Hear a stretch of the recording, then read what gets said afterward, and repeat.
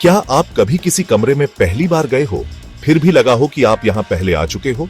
या कभी किसी बातचीत में ऐसा लगा हो जैसे ये शब्द किसी भूले हुए सपने का रिप्लेड सीन हो? ये जो एक पल में आने वाला पावरफुल एहसास है कि प्रेजेंट मोमेंट आप पहले ही जी चुके हो, इसी को डेजा वू कहते हैं।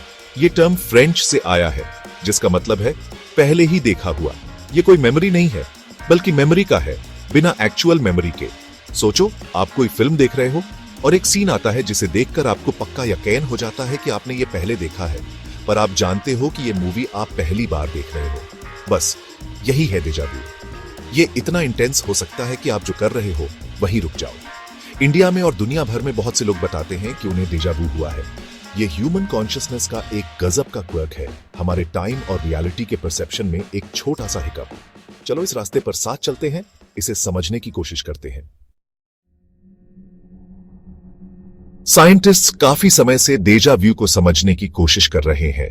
एक आइडिया यह है कि यह तब होता है जब हमारे सेंसेस से ब्रेन तक इंफॉर्मेशन पहुंचने में थोड़ी सी डिले हो जाती है। अगर एक रास्ता जरा सा भी स्लो हो तो ब्रेन शायद उसी इंफॉर्मेशन को 2 बार प्रोसेस कर ले। एक और थ्योरी हमारे ब्रेन के मेमोरी वाले हिस्सों की तरफ इशारा करती है, खास तौर पर हिपोकैम्पस। कभी कभी किसी नए एक्सपीरियंस में कुछ ऐसी बातें हो सकती हैं जो किसी भूले हुए पुराने एक्सपीरियंस जैसी हो।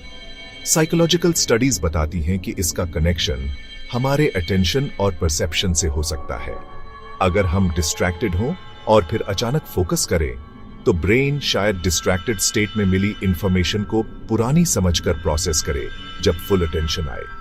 कुछ साइंटिस्ट्स मानते हैं कि डेजा वू इस बात का साइन हो सकता है कि ब्रेन का मेमोरी चेकिंग सिस्टम ठीक से काम कर रहा है। हालांकि कोई एक थ्योरी डेजा वू के सभी मामलों को एक्सप्लेन नहीं करती। ये एक्सप्लोरेशंस हमें इसे हमारे कॉम्प्लेक्स दिमाग का एक नेचुरल फंक्शन समझने में मदद करती है। ब्रेन सच में एक कमाल की जगह है। ब्रेन सच में एक कमाल की जगह है।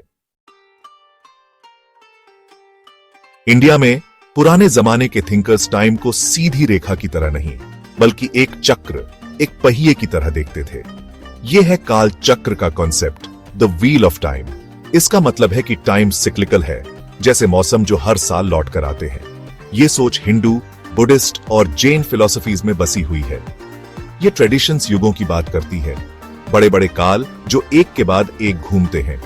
इन साइकिल्स के अंदर इंडिविजुअल सोल्स जन्म, मृत्यु और पुनर्जन्म के चक्करों से गुजरती है, जिसे संसार कहते हैं। क्या डेजा वू इस पहिए के पिछले चक्कर की, किसी पिछले जन्म की धुंधली सी याद हो सकती है? पुराणों में ऐसी कई कहानियां हैं जो टाइम के कॉन्सेप्ट के साथ खेलती हैं। ये कहानियां टाइम को एक कांस्टेंट, यूनिफॉर्म फ्लो के रूप में समझने की हमारी सोच को चैलेंज करती है। ये हमें टाइम को कुछ ज्यादा फ्लूइड, ज्यादा मिस्टीरियस मानने के लिए इनवाइट करती है। इंडियन फिलॉसफी एक बहुत बड़ा कैनवस पेश करती है जो बताता है कि हमारी जिंदगियां शायद एक बड़े रिपीटिंग कॉस्मिक ड्रामा का हिस्सा हो। कुछ लोग बताते हैं कि उन्हें टाइम लूप में फंस जाने जैसा सेंसेशन होता है। ये उनके पर्सनल अकाउंट्स हैं कि वो एक ही टाइम पीरियड को बार बार जी रहे हैं। सोचो, आप हर सुबह उठते हो और वही मंडे होता है। यह बहुत ही डिस्ट्रेसिंग और कंफ्यूजिंग एक्सपीरियंस हो सकता है। इन अकाउंट्स में अक्सर एक डरावने सपने जैसी क्वालिटी होती है। शुरू में शायद यकीन न हो, फिर लूप को रियल साबित करने के लिए घटनाओं को बदलने की कोशिश होती है। ऐसे एक्सपीरियंसेस रेयर होते हैं और अक्सर शेयर करना मुश्किल होता है। साइकोलॉजिकल नजरिए से देखें तो बहुत ज्यादा स्ट्रेस या कुछ न्यूरोलॉजिकल कंडीशंस, डिसोशिएटिव स्टेट्स या टाइम के ऑल्टर्ड परसेप्शंस को ट्रिगर कर सकती है। माइंड दबाव में बहुत ही विविड और कन्विंसिंग एक्सपीरियंसेस बना सकता है। यह जरूरी नहीं कि फिजिकल सेंस में टाइम ट्रैवल हो, बल्कि रियलिटी के खुद को दोहराने के पावरफुल सब्जेक्टिव एक्सपीरियंसेस होते हैं। ये बताते हैं कि हमारा सेल्फ और रियलिटी का सेंस कितनी गहराई से टाइम के आगे बढ़ने से जुड़ा है।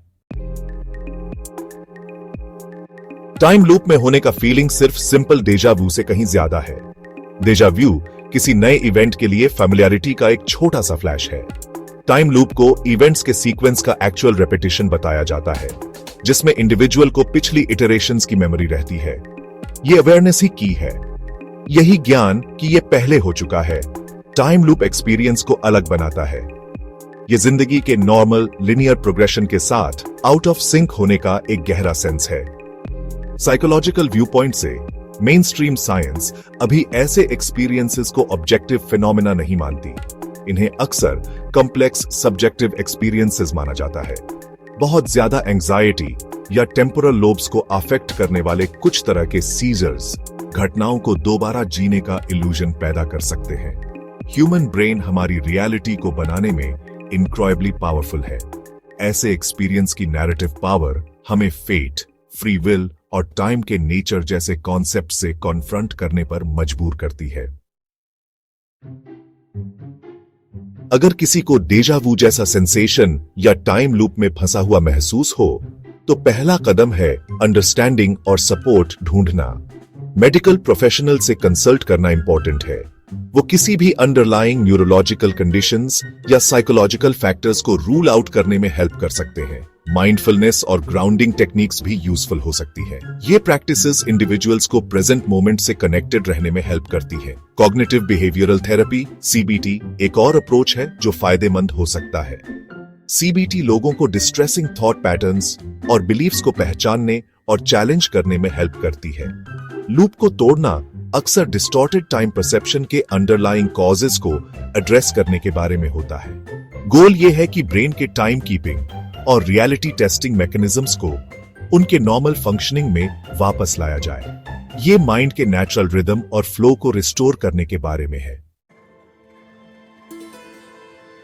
इंडियन फिलॉसफी बड़े स्पिरिचुअल स्केल पर साइकिल्स को तोड़ने के लिए गहरी इंसाइट्स देती है। मोक्ष का मतलब है जन्म और पुनर्जन्म के साइकिल से आजादी। ये कार्मा और अज्ञान से चलने वाले रिपेटिटिव एग्जिस्टेंस के प्रोसेस को ट्रांसेंड करने के बारे में है। एक की कॉन्सेप्ट है धर्म। धर्म के अनुसार जीना मतलब कर्मों को उनके फल से अटैचमेंट के बिना करना। खुद को धर्म के साथ अलाइन करके इंसान मन को शुद्ध करता है और कर्म के बंधनों को कमजोर करता है। मेडिटेशन और सेल्फ इंक्वायरी भी पावरफुल टूल्स हैं। मेडिटेशन के जरिए इंसान मन को बिना उसमें बहे ऑब्जर्व करना सीखता है। सेल्फ इंक्वायरी में यह समझना शामिल है कि अपना ट्रू सेल्फ शरीर या मन नहीं, बल्कि कुछ इटर्नल और अनचेंजिंग है। इस ट्रू सेल्फ को रियलाइज करना ही सभी इल्यूजन्स और साइकिल्स से मुक्त होने का अल्टीमेट तरीका कहा जाता है। गोल यह है कि पुराने कार्मिक पैटर्न्स की धुन पर नाचना बंद करें और सच्ची आजादी पाएं। हमने डेजा व्यू की इंट्रिगिंग गलियों में सफर किया है। हमने साइंटिस्ट की लैबोरेटरी में झांका है और एंशिएंट इंडियन विजडम को करीब से जाना है। हमने टाइम लूप्स के अनसेटलिंग आइडिया को एक्सप्लोर किया और बाहर निकलने के तरीकों पर विचार किया। टाइम एक गहरा रहस्य है जो हमारे अस्तित्व के कोर को छूता है। शायद इन एक्सपीरियंसेस का कोई पर्पस होता है। हो सकता है डेजा व्यू ब्रेन का यह कहने का तरीका हो, ध्यान दो, यहां कुछ जाना पहचाना है, कुछ सीखने के लिए है। टाइम की नदी बहती रहती है, कभी स्मूथली, कभी भंवर और चक्करों में। ये एक्सपीरियंसेस हमें याद दिलाते हैं कि रियलिटी का हमारा परसेप्शन बस एक परसेप्शन ही है। कॉन्शियसनेस, मेमोरी और यूनिवर्स के बारे में अभी बहुत कुछ है जो हम नहीं समझते। अब मैं आपको रिफ्लेक्ट करने के लिए इनवाइट करता हूं। क्या आपने डेजा व्यू एक्सपीरियंस किया है? क्या इसने आपको रुककर सोचने पर मजबूर किया? अपनी स्टोरीज, अपने विचार शेयर करें। आओ एक दूसरे से सीखें। गैप 2S इस हमेशा बहती हुई, हमेशा रहस्यमयी टाइम की नदी में नेविगेट करते हुए।